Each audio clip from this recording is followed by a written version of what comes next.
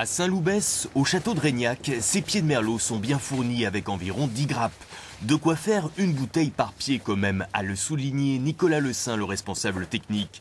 2014, une année enfin normale après 2013 et 2012, très faible.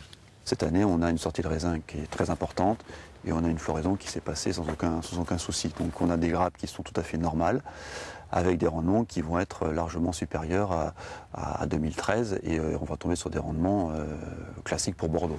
À Génissac, Patrick Carteron, propriétaire du château Penin, se réjouit également. Pour lui, ce 2014 va effacer le maudit 2013. Victime de coulures l'an dernier, il n'a eu qu'un tiers de récolte.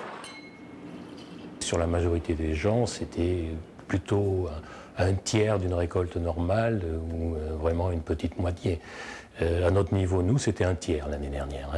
Donc cette année, on va arriver sur des rendements de 55 hecto-hectares qui sont de très bons rendements pour nous, quoi. À Bordeaux, on s'attend à 50% de plus qu'en 2013. Si la quantité est au rendez-vous avec plus de 46,4 millions d'hectolitres en France, on reste vigilant avec la météo et les attaques de mildiou. Des attaques sur des jeunes feuilles qui peut générer des pertes de feuilles en attendant le niveau optimum de maturité. Donc ça peut être un peu embêtant.